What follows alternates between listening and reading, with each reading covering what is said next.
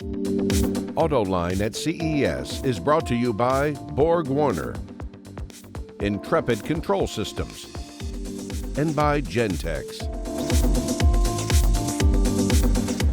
Here at CES, ran into Neil Yates. He's the CEO of a company called Watt, W-A-T-T, and you've got this very interesting chassis that is, well, you tell the story, Neil. What are you showing here? Yeah, thanks, John. So Watt Electric Vehicle Company, and what we have here on display is our lightweight electric vehicle platform, which is a scalable and modular platform capable of running anything from L7 last mile delivery vehicles through N1 category passenger and sports and performance vehicles, all the way through into light commercial delivery vehicles up to kind of 12 to 14 ton type area.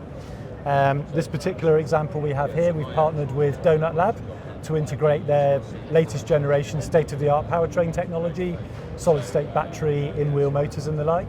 And we work with third-party OEMs to help them with the engineering, design and manufacture of their next generation battery electric vehicles. Now, what caught my eye is when you look at this this chassis that you've put together, it looks to me like it would be very simple and inexpensive from a tooling standpoint. Yeah, so the focus for us has been optimizing manufacturing and profitability to produce vehicles at low volume, so under 10,000 units a year. With all of the processes and technologies optimized around making profitable vehicles at that kind of volume, which is very, very hard to do. And the technology scales into higher volume as well, but with a different investment business case sat behind it. Mm-hmm. So still some manual processes involved in the production and manufacture at low volume, with a different investment case you take to a more automated side of things and really push the unit price down. But really focusing on helping people bring new products to market faster than ever before and at lower cost than ever before, but better quality, lighter weight, higher performance and improved range. What caught my eye is you can see the way that these panels have been shaped could probably be done with a brake press. You don't really have to stamp these out, is that right? Correct, yeah. So we've developed a range of aluminium extrusions, ultra thin wall, so just 1.8 mil wall thickness on the extrusions, and then some joining pieces as well that mean you can architect vehicles with very complex geometries from relatively simple parts.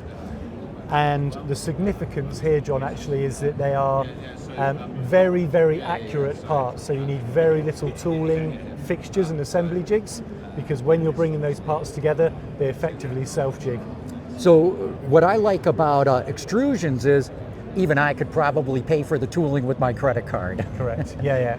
And you must be using structural adhesives as well as rivets in here? Yeah, correct. So the rivets actually are not there for their mechanical performance, they're part of the jigging and fixturing, so that when you've brought an assembly together and it then goes through the hot cure process, the purpose of the rivets isn't to provide structural strength, it's to make sure that the geometry is maintained during the cooling process. Now, I know you can't say who some of your customers are, because I asked you that before the video started, Sure. And I understand how this goes, but what kind of customers? Yeah. You know, what kind of companies would approach you for this? Yeah, so we're working with a wide range of people, including customers here in North America, across everything from recreational vehicles to sports cars. Because of the nature of the engineering work we do on behalf of the third-party manufacturers, lots of that is under very, very tight non-disclosure agreements. But you probably start to recognise some of the components and things in press releases and the like that the OEMs will be putting out. Mm-hmm. But yeah, we have customers in Europe, North America, Japan, Australia, other parts of the world too. Very impressive. So tell me a little bit about Watt, the company. When did you start? How are you funded? Where are you based? Yep, so company is based in the UK. We've been working on the underpinning technologies now since around 2018. Started to bring those to market 2023. And since 23, I suppose, we've done the engagement with all of these OEMs around the world. And what really appeals to them, John, is the fact that we integrate the batteries into the primary structure of the vehicle. There is no separate battery case, so you end up with a very lightweight, very structurally efficient overall vehicle, which means in a passenger car, you can have 2 and 4 seat passenger cars on the road, 60 kilowatt hour battery systems for around about 1,000 to 1,200 kilos. so extraordinarily lightweight compared to conventional EVs. And then depending on the application, that either gives you better range, better performance, better handling, or you can have equivalent range with a smaller battery, which brings the bill of materials cost down and enables a lower retail price. Who's funding the company? So we're self-funded with some private investment as well. Got it. When might we see some of your products out on the road? So there's product on the road now. Can you say who's got them? Yes, no, I can't. Okay.